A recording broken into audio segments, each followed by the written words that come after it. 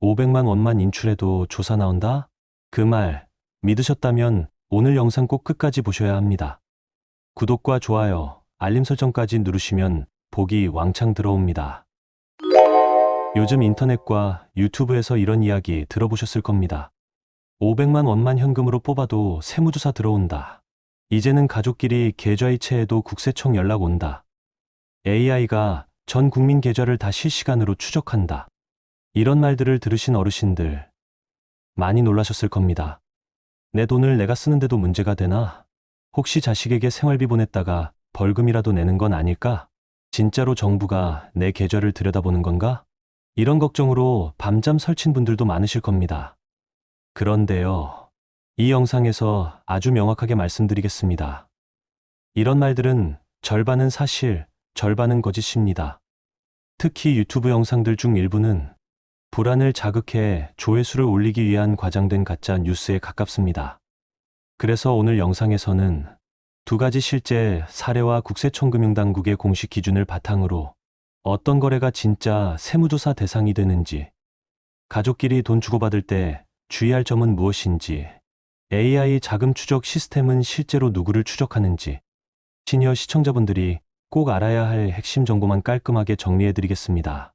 첫 번째, 시작은 불안과 오해에서 비롯됐습니다. 많은 분들이 걱정하게 된 계기는 올해 초 뉴스에 나온 세무공무원 포상금 제도 신설 때문입니다. 공무원이 탈세자를 신고하면 세금의 10%를 포상금으로 준다. 이 소식이 퍼지면서 앞으로 세무조사가 대폭 강화된다는 말이 나오게 됩니다. 게다가 일부 유튜브 영상에서는 이 소식을 이용해 이제 전 국민 감시 시대다. 세금 폭탄 조심해라는 식으로 겁을 줍니다. 하지만 실제 내용을 보면 이렇습니다. 포상금 제도는 고액 체납자나 탈세를 한 사업자에 대한 것이고, 세무조사 기준이 일반 국민 전체로 확대된 적은 없습니다.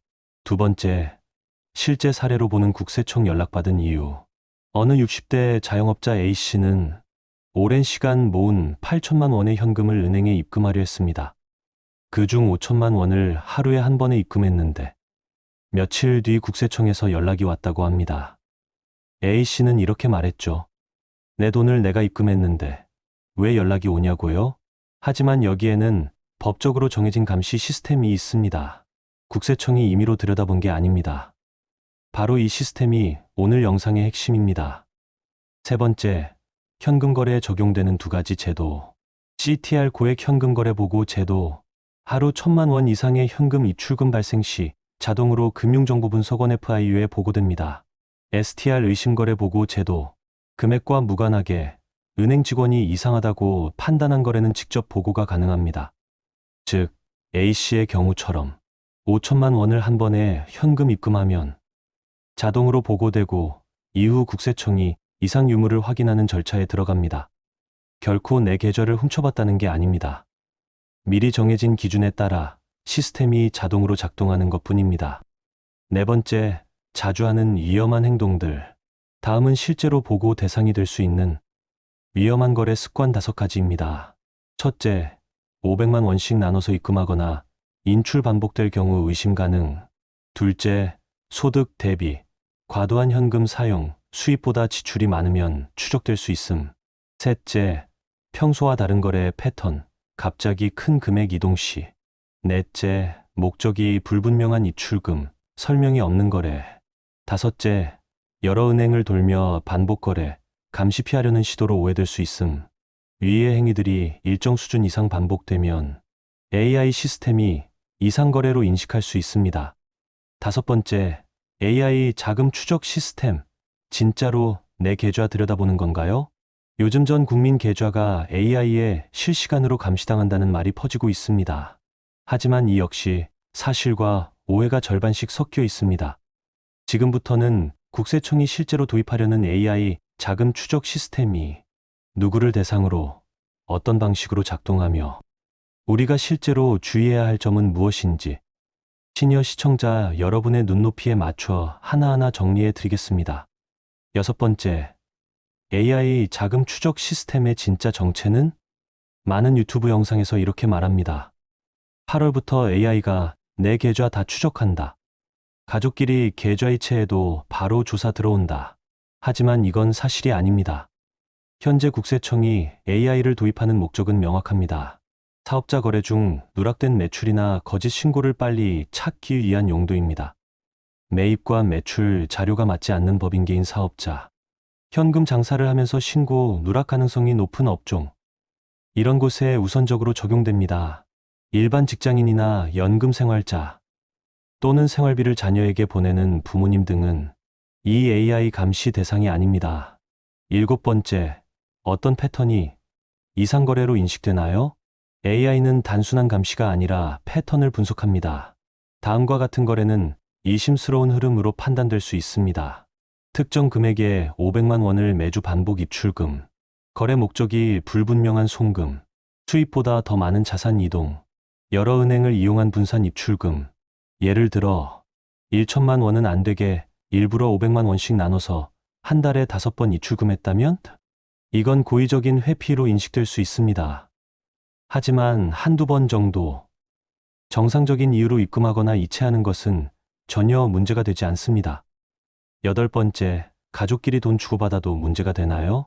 가족끼리 생활비를 주거나 부모님이 자녀 명의로 적금을 들거나 자녀가 부모님께 병원비를 보내는 경우도 많습니다.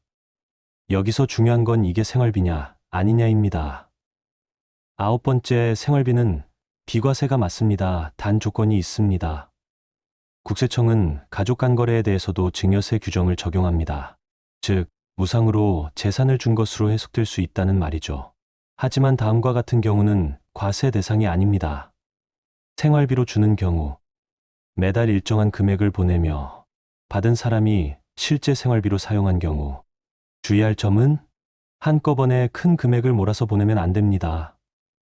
받은 돈으로 집을 사거나 주식을 사면 과세될 수 있습니다. 생활비라고 해도 명확한 목적과 사용 내역이 있어야 인정됩니다. 10번째, 실제로 증여세가 발생하는 경우는 예를 들어 자녀가 결혼하면서 부모가 1억 원을 주고 신혼집 계약금으로 사용했다면 이건 생활비가 아니라 자산 취득이므로 증여세의 과세 대상입니다. 국세청은 이러한 거래를 생활비 위장 증여로 본다는 점 꼭 기억해 두셔야 합니다. 11번째, 상속세에서도 조심해야 할 부분. 최근 실제 사례입니다. 한 어르신이 돌아가신 뒤 그분의 자녀가 예전에 부모님 통장에서 받은 돈에 대해 국세청의 소명을 요구받았습니다. 왜냐하면 국세청은 사망 전 10년 이내의 금전 이동을 사전 증여로 간주할 수 있기 때문입니다. 사용처에 대한 증빙이 없고 받은 시점이 모호하고 금액이 크다면 해당 금액이 상속재산에 포함돼 상속세를 더 내야 할 수도 있습니다. 12번째, 가족끼리 이체할 땐 이렇게 하세요. 이체 메모를 남기세요. 가능한 한 정기적으로 보내세요. 큰 금액이면 사전에 간단히 메모를 남기세요. 한 은행만 이용하세요. 현금 영수증 챙기세요. 13번째, 국세청 연락이 두렵다면 지금 바로 실천해야 할 현금 거래 7계명. 첫 번째, 생활비는 정기적으로 보내고 메모를 남기자. 가족 간의 생활비 이체는 비과세입니다. 그러나 반복성, 목적성, 기록이 중요합니다. 매달 일정한 날짜에 일정한 금액을 보내되 이체 메모란에 생활비 또는 병원비 등을 꼭 기입하세요. 이런 메모 하나가 나중에 국세청 소명 시 큰 무기가 됩니다. 두 번째, 몰아서 보내기는 피해야 합니다. 예를 들어 부모님 생활비 3개월치로 900만 원 송금하는 경우 이건 자칫 증여로 간주될 수 있습니다. 특히 고액을 한 번에 보내거나 반복적으로 큰 금액이 오가면 AI 시스템이 이상 거래로 판단할 수 있습니다. 세 번째, 거래 금액보다 거래 패턴을 더 조심하자. 500만 원만 뽑아도 조사 나온다는 말. 단순 금액만으로는 판단되지 않습니다. 그러나 출처가 불분명하고 반복성이 있는 거래, 흐름은 AI가 이상 거래로 인식합니다. 금액이 아니라 패턴이 문제라는 걸 꼭 기억하세요. 네 번째, ATM 돌려쓰기는 더 이상 안전하지 않습니다. 과거에는 A은행, B은행, C은행을 돌며 현금 입출금하면 감시망을 피할 수 있다고 여겨졌습니다. 그러나 AI 자금 추적 시스템이 도입되면 이런 분산 거래 역시 하나의 흐름으로 분석되며 의심 거래로 보고될 수 있습니다. 5번째, 거래 내역은 반드시 기록하고 보관하자. 현금 영수증, 계좌이체 메모, 문자 내역, 이메일 확인, 그리고 통장 사본까지. 이 모든 것은 단순한 기록이 아닌 여러분을 보호하는 방패가 됩니다. 특히 가족 간 고액 거래가 있고 몇 년 후 상속세 관련 조사가 들어올 경우 증빙이 없는 분은 억울한 과세를 당할 수 있습니다.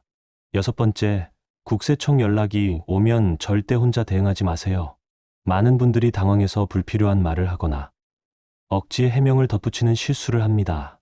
이럴 땐 이렇게 대응하세요. 내용 확인 후 회신 드리겠습니다. 세무사와 상담 후 다시 연락드리겠습니다.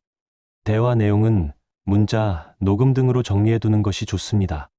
불필요한 사과, 감정적인 대응은 오히려 불리하게 작용할 수 있습니다. 7번째, 자녀에게 꼭 이 영상을 공유하세요. 요즘은 부모님 세대보다 자녀 세대가 더 무지하거나 방심하는 경우가 많습니다. 혼수 비용, 생활비, 병원비, 결혼자금 등 선의로 주고받은 돈이 나중에 세금 문제로 바뀌는 사례가 많습니다. 영상 내용은 꼭 자녀와 함께 확인하세요. 부모의 준비만으로는 부족합니다. 마무리 요약. 첫 번째, 500만 원 입출금에도 조사 나온다? 사실이 아닙니다. 횟수와 패턴, 그리고 자금의 목적이 더 중요한 판단 기준입니다.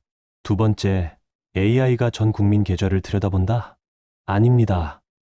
AI 자금 추적 시스템은 고위험 사업자 중심으로 적용됩니다. 일반인의 일상적 거래는 감시 대상이 아닙니다.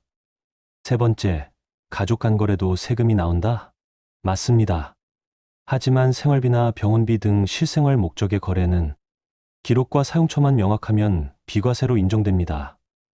네 번째, 국세청은 무서워할 대상이 아니라 준비할 대상입니다. 거래 목적을 분명히 하고 기록을 남기며 세법 흐름만 이해하고 있다면 앞으로 어떤 제도가 도입돼도 두려워할 필요는 전혀 없습니다. 여러분의 돈을 지키는 데 필요한 것은 걱정이 아니라 정확한 정보입니다. 오늘 영상 시니어분들께 꼭 필요한 내용으로 정리해 드렸습니다. 자녀, 친구, 지인들과 꼭 함께 공유하시고 불안보다는 대비와 실천으로 현명하게 대처하시기 바랍니다. 지금까지 백세정보톡이었습니다. 감사합니다. 이 영상이 도움이 되셨다면 좋아요와 구독 부탁드립니다. 시니어를 위한 더 많은 정보는 백세정보톡 채널에서 계속 전해드립니다.